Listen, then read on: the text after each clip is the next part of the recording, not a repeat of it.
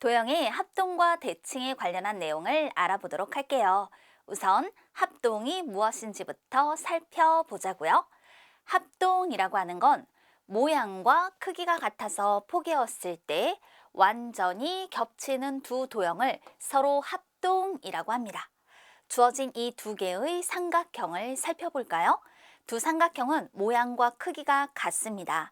따라서 포개보세요. 그럼 완전히 겹치죠. 따라서 이 두 삼각형을 서로 합동이라고 할 수 있는 거예요. 포갤 때에는요, 한쪽을 이렇게 뒤집어서 다른 쪽 위에 놓고 포개보면 되겠습니다. 합동이 무엇인지 알아보았어요. 모양이 같고 크기가 다르면 이럴 때는 닮음이라고 하는 거예요. 합동과 닮음을 비교해 두면 되겠습니다. 자, 그럼 서로 합동인 도형을 각각 찾아 기호를 써볼까요?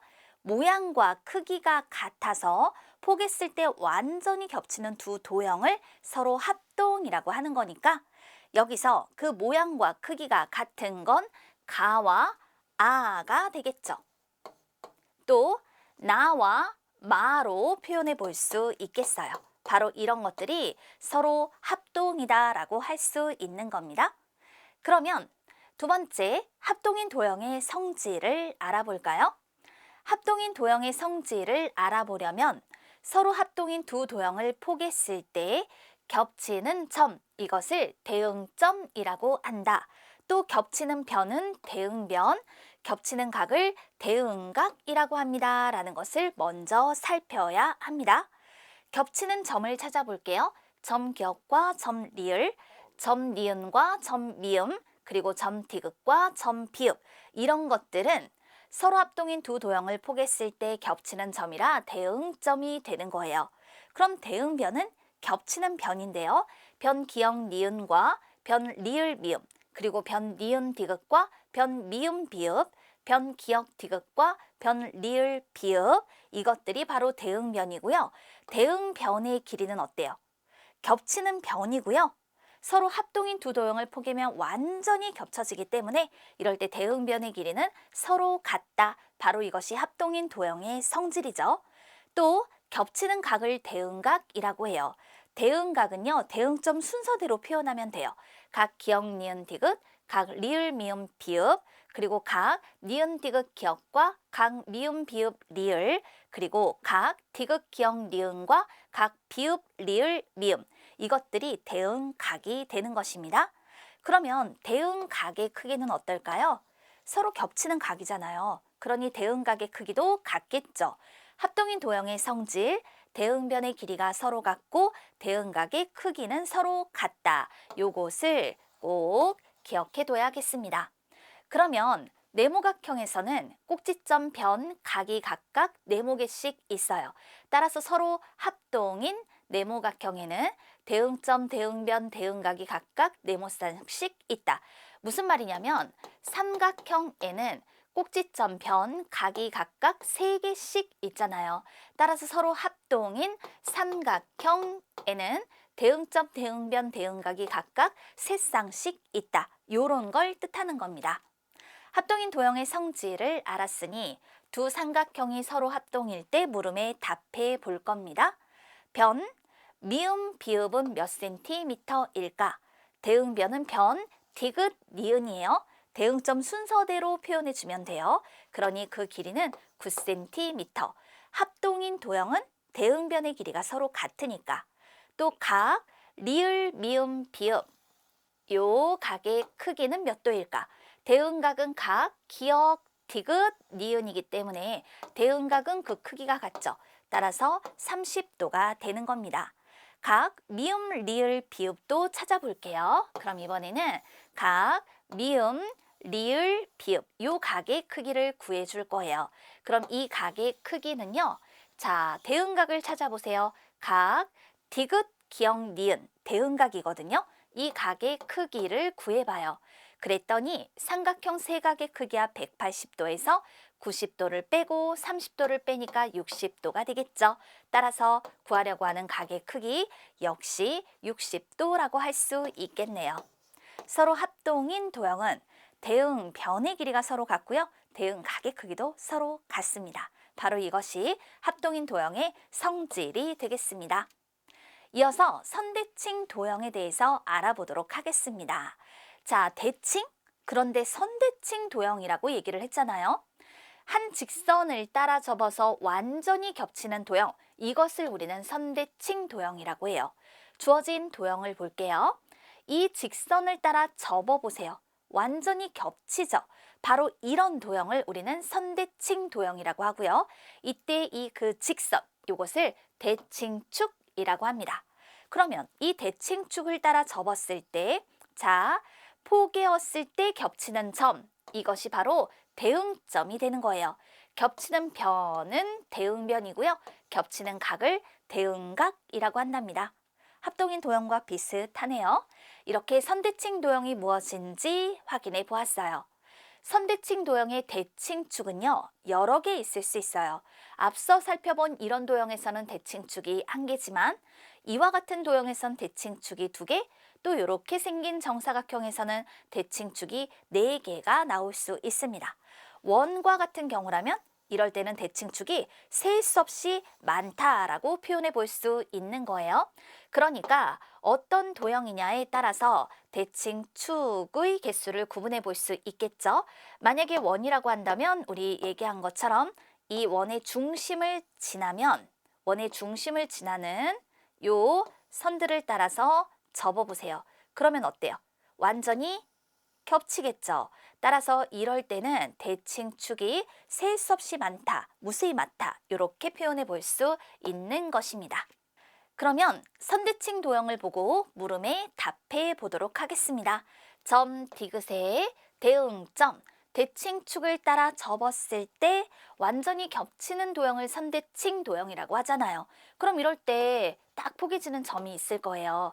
그러니까 점 디귿의 대응점은 점, 지읒 이렇게 표현하고 변, 리을, 미음의 대응변은 겹치는 변이죠. 그러니까 변, 이응, 시옷 이렇게 표현하고요. 각 기역, 니은, 디귿 여기 있습니다. 대응각은 이렇게 찾아볼 수 있네요. 대응점 순서대로 표현할 거예요. 따라서 각, 기역, 치읓, 지읒 이렇게 각, 기역, 니은, 디귿의 대응각을 찾아서 표현해 볼 수 있겠어요. 선대칭 도형을 알아봤습니다. 그러면 이 선대칭 도형은 어떤 성질이 있을까? 선대칭 도형의 성질을 알아봅시다. 대응변의 길이와 대응각의 크기가 각각 같다. 변, 기역, 니은과 변, 미음, 리을, 대응변 길이가 같아요. 또 변, 니은, 디귿과 변, 리을, 디귿도 역시 대응변 길이가 같습니다. 변, 기역, 비읍과 변, 미음, 비읍의 길이가 같습니다. 또 각, 비읍, 기역, 니은과 각, 비읍, 미음, 리을, 대응각 그 크기가 같고요. 각, 기역, 니은, 디귿과 각, 미음, 리을, 디귿, 대응각으로 그 크기가 같게 되는 거예요. 그 다음의 성질을 볼까요? 각각의 대응점에서 대칭축까지의 거리가 같습니다. 각각의 대응점에서 대칭축까지의 거리가 같구나. 지금 보면 모는 세 칸, 모는 세 칸 같은 거 알 수 있죠. 따라서 선분 기역, 지읒과 선분 미음, 지읒은 길이가 같고요. 선분 니은, 디귿과 선분 리을, 디귿의 길이가 같은 거예요. 각각의 대응점에서 대칭축까지의 거리가 같습니다. 또 대응점끼리 이은 선분은 그럼 이거죠? 대응점끼리 이은 선분 이것은 대칭축과 수직으로 만난다. 바로 대응점끼리 이은 선분은 대칭축과 수직으로 만난다. 이것이 선대칭 도형의 성질이에요. 그래서 대칭축은 대응점끼리 이은 선분을 수직 이등분한다라고 말하기도 합니다. 그렇담 이런 성질을 이용하여서 우리는 선대칭 도형을 그려 나타내 줄 수 있어요.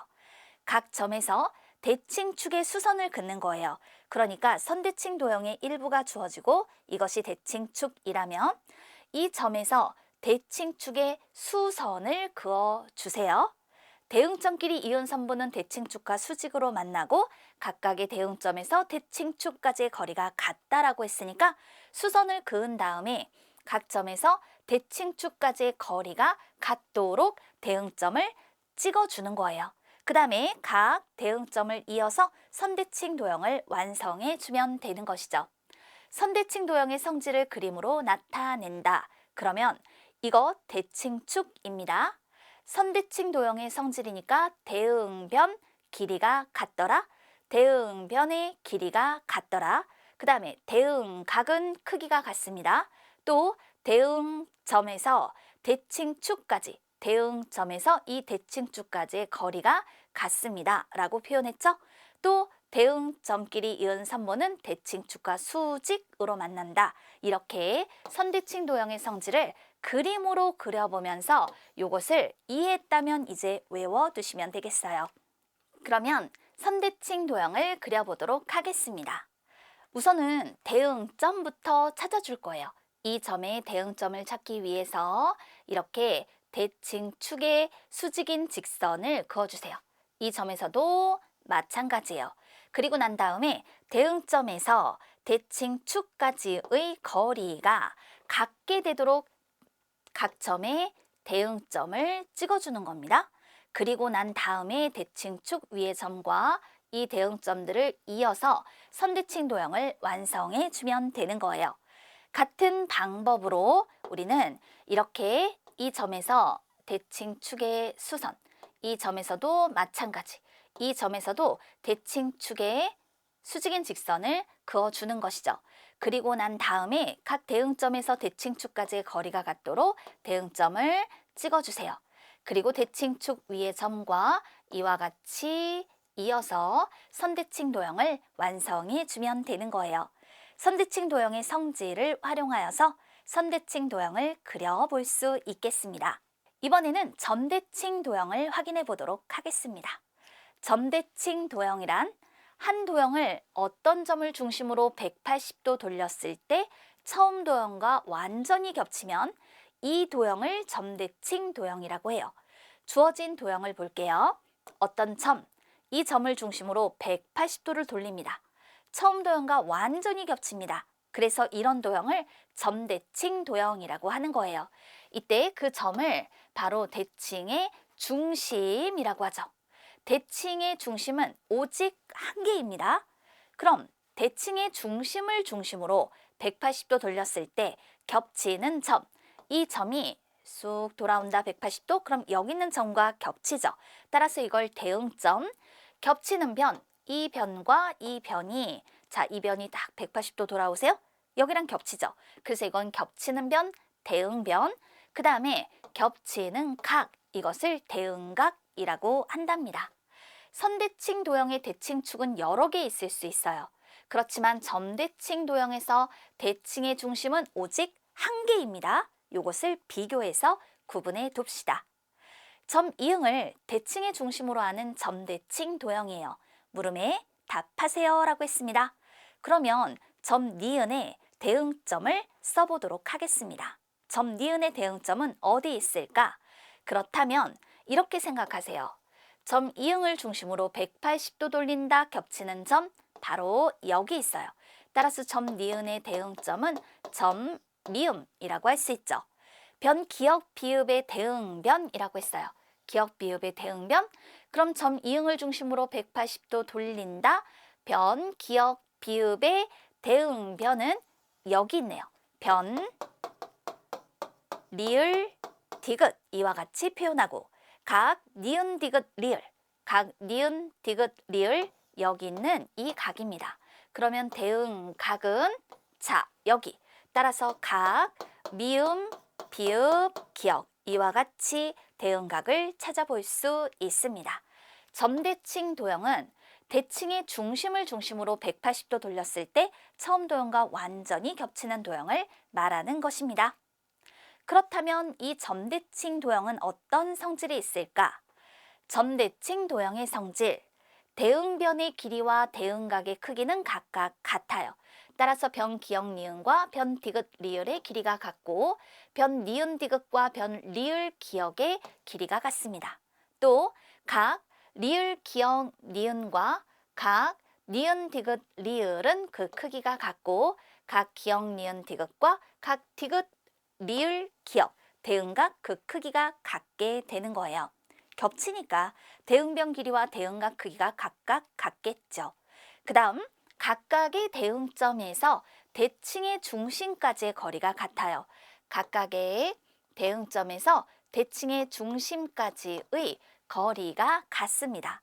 선분 기역 이응과 선분 디귿 이응은 길이가 같고 선분 니은 이응과 선분 리을 이응의 길이가 같게 되는 거예요. 하나 더 볼까요? 대응점을 이은 선분은 반드시 대칭의 중심을 지난다. 대응점끼리 이은 선분은 반드시 대칭의 중심을 지납니다. 그래서 대칭의 중심은 대응점을 이은 선분을 이등분한다라고 표현할 수 있어요. 바로 이런 점대칭 도형의 성질을 활용해서 점대칭 도형을 그릴 수 있는데요. 각 점에서 대칭의 중심을 지나는 직선을 그어주는 거예요. 그리고 각 점에서 대칭의 중심까지의 길이가 같도록 대응점을 찍어줍니다. 각 대응점을 이어서 점대칭 도형을 완성해주면 됩니다. 그럼 이 점대칭 도형의 성질을 그림으로 한 번에 나타내 볼까요? 점대칭 도형이에요. 대응변은 길이가 같더라. 대응변은 길이가 같습니다. 그리고 각각의 대응점에서 대칭의 중심까지의 거리가 같습니다. 됐나요? 또 대응점을 이은 선분은 반드시 대칭의 중심을 지납니다. 이렇게 그 성질을 그림으로 나타내면서 이해하고 외워두도록 하자고요. 그러면 점대칭 도형을 완성해 보도록 하겠습니다. 자, 우리가 살펴본 방법에 의하면 이 점에서 대칭의 중심을 지나는 무엇을 그려두어야 하나요? 이런 직선을 그려두는 거예요. 또 이 점에서 대칭의 중심을 지나는 직선을 그어두는 거죠. 그럼 이 점의 대응점은 여기 있고 이 점의 대응점은 여기 이렇게 표현이 되는 것이죠. 자, 이제 뭘 해주면 되는 걸까? 대응점을 찍습니다. 각각의 대응점에서 대칭의 중심까지 그 길이가 같도록. 그럼 여기도 이렇게 찍어서 나타내 볼 수 있겠지요. 그리고 난 다음에 이렇게 선으로 이어서 점대칭 도형을 완성해 주면 되는 거예요. 이런 방법으로 완성이 되었습니다. 자, 그 다음도 한번 완성을 해볼까요? 그렇다면 우선은요. 자, 이렇게 이 점에서 대칭의 중심을 지나는 직선을 그어주세요. 이것도 마찬가지예요. 대칭의 중심을 지나는 직선을 그어두는 것이죠. 그리고 난 다음에 대응점을 찍어주세요. 자, 이 점에서 대칭의 중심까지의 거리와 그 거리가 같게 되도록 대응점. 자, 그러면 이것도 마찬가지죠. 이렇게 대응점. 그 다음에 얘네를 이렇게 이어서 점대칭 도형을 완성해 주면 되는 거예요. 이러한 방법들을 익혀두면 되겠습니다. 이렇게 합동이 무엇인지 살펴보았고 선대칭 도형과 점대칭 도형을 알아보았어요.